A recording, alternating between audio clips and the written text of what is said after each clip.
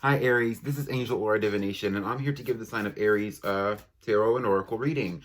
This is going to be about the topic of a message from your guides. So this can be about any spirits, guides, ancestors, deities, or anything, any higher power that you're working with, and a message from them that they have for you. I'm going to be pulling an oracle card from the Angelarium Oracle of Emanations, which is going to give me an interpretation of what your spirit guide might be like, what they might look like, or possibly even what they might feel like to you, or also something that they might be helping you with at this time. And then I'm also going to be using the Wheel of the Year Tarot to give me some deeper messages about what their message for you is at this time. So let's just get into it. I also want to keep these readings pretty short, just like the love readings that I posted the other day. I want to keep these about 10 minutes, so let's just get into it.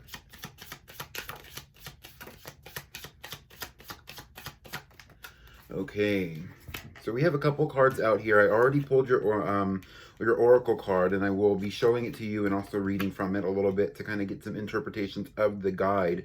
But I did want to pull a few tarot cards just to kind of get an idea for what they want to talk about first, and also possibly what they might want to say, what they might look like, or anything like that.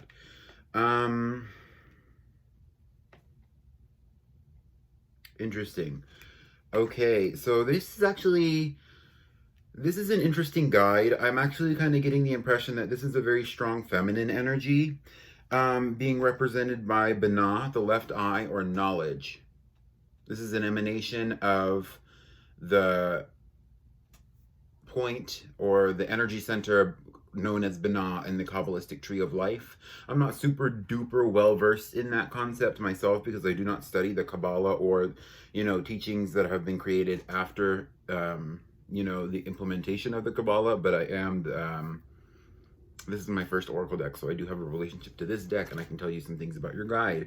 Your guide, first I want to say that your guide might be a goddess of the moon, or possibly related to moon mythology in some way. This person, if it was a spirit or if it was an ancestor, they might have believed in that themselves.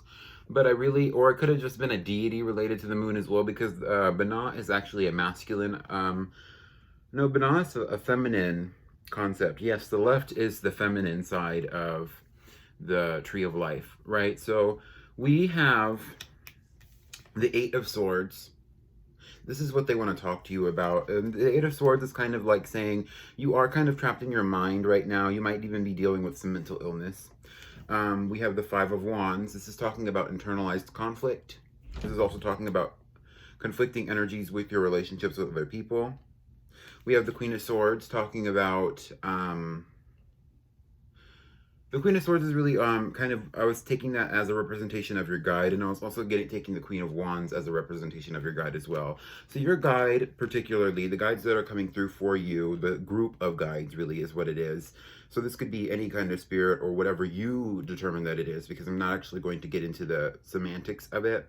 But this is almost a dual-natured guide for you.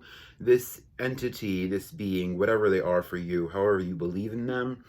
On one aspect, they do have this protective quality about them with the Queen of Swords here, where they might even push you to be cold with certain individuals or in certain situations in your own life. But at the same time, there's also this aspect to them where they want you to be bubbly, they want you to be open, they want you to be kind with the Queen of Wands here. They might even push you towards manifesting different things for yourself, or even bring in new situations into your life that you wouldn't have expected to come in based on the way that you go about, your own life. So it's kind of like this guide might even be bringing you some kind of gifts, and they really also do like the connection that you have to them. They're just a little...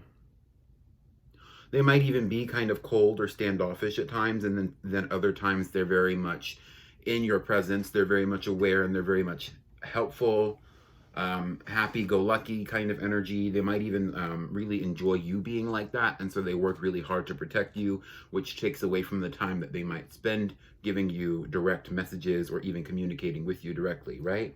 And so this guide is very feminine. It might represent more of the feminine crone energy, especially if it is a goddess or if it is, a more divine feminine entity.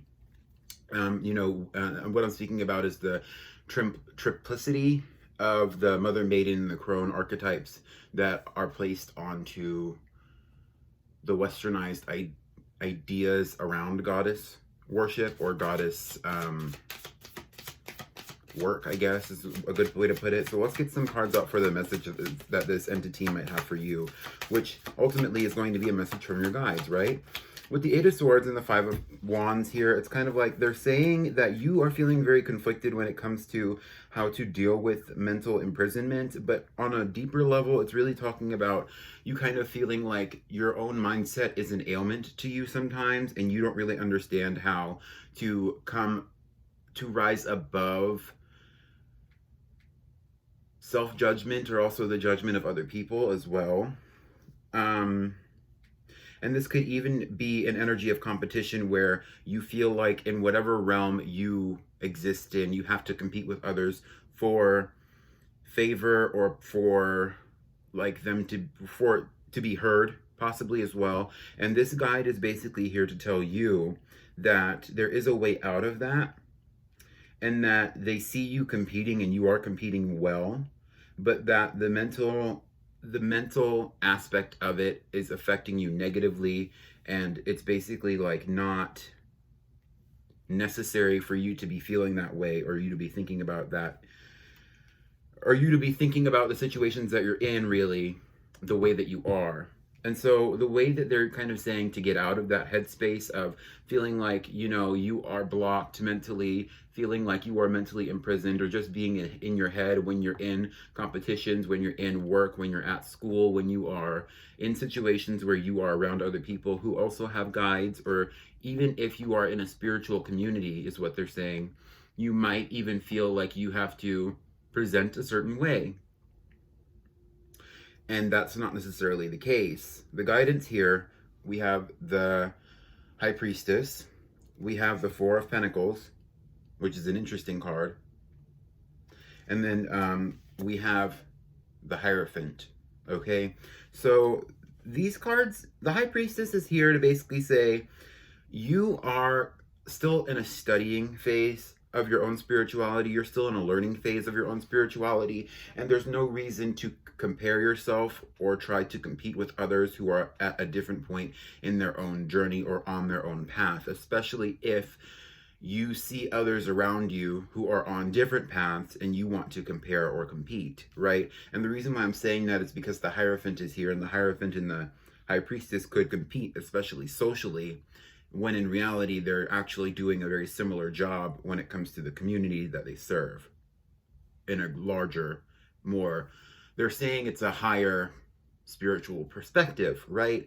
And so when you take a higher spiritual perspective, there's no need to compete with others because there is space for everyone.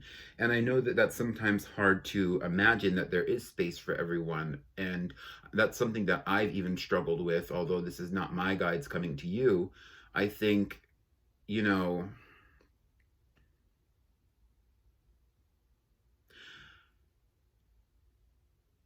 you have to realize that you deserve everything that you are going through. You have manifested this life into existence in a way by the actions that you've taken, by the dreams of other people that have led to you being even created. You know what I mean? And also by the dreams that you have had based on your own experiences, and whether or not you wanted to experience those things again or moving forward, right? It's stuff like that where it's basically saying that your experiences have led you up to this point and there's no reason to compare yourself to other people, right? So the next card that we had is the Four of Pentacles, and the Four of Pentacles is here to kind of say, you are reserved, and you almost have a more reserved nature for a reason, and that serves you, and you need to take a higher spiritual perspective with that as well, where you feel like you can't show yourself to other people, but there's a reason for that. You've been in experiences possibly where you could not show yourself to other people, you could not give good energy to other people, you could not contribute because you did not have enough. And that's something that you're being guided through right now, they're saying, where you are learning how to develop your own energy and also to develop your own sense of self. You walk into a room and your energy affects the whole vibration of everyone involved, which is true for every individual. But because you're going on your own spiritual journey, you're going to have to learn how to deal with your own energy just as much as you're going to have to learn how to deal with other people's energy. And that can become difficult if you have to be consciously aware of how you deal with other people, and then also be consciously aware of how other people are dealing with you at the same time, when you're also trying to understand how to even communicate or conceptualize energy work, for example. The Hierophant is kind of saying here as well, though, that you are on a path to self-mastery. You might even be working with a mentor, or that you possibly even need to find a mentor. I also get the impression, though, that you are possibly, this is not going to apply to everyone, but you might even possibly be giving money to some individuals in the name of spiritual growth that is unnecessary. And the reason why I even say that is because the Hierophant in the traditional tarot can be associated with the church, because the Hierophant is just another name for the Pope. But that's not going to apply to everyone, and that actually just might be a channeled message for somebody. I know it's not me, but you know what I mean. Anyway, they told me to look in the bottom of the deck, and we have Death. So it's kind of like there are going to be unexpected changes in your journey, and this is the last card that I have for this reading. There are going to be unexpected changes in your journey, and you are going to want to feel like you need to plead, like you need to beg for forgiveness, for mercy. But your guides are not here to judge you. Whoever it is that you're working with, whatever it is that you're doing, your guides are not here to judge you. They're here to teach you, which is why Banat, the emanation, has shown itself through the oracle, is because your guides are here to teach you. They're here to walk with you in knowledge, and they want to connect your head and your heart together so that you can use them to have a deeper sense of intuition, so that you can use them to ground yourself in this 3D realm, and also still be connected through, especially through the crown chakra and the third eye, to the universe and even to them in certain ways. I think that this guide does communicate with you, but I think this guide spends most of its time protecting you, and that it's very willing to also help you learn if you ask it. And that's all I have for you, Aries. So hopefully this resonated, at least for some of you. I'm probably going to be doing more readings like this in the future, maybe not with this question, but I'm just still kind of working out some of the stuff that I'm doing on this channel. So definitely leave a comment, leave a like, subscribe if you enjoyed this reading as well, and follow me on my other social media, where I also post content about spirituality and tarot as well. Thank you, Aries. Goodbye.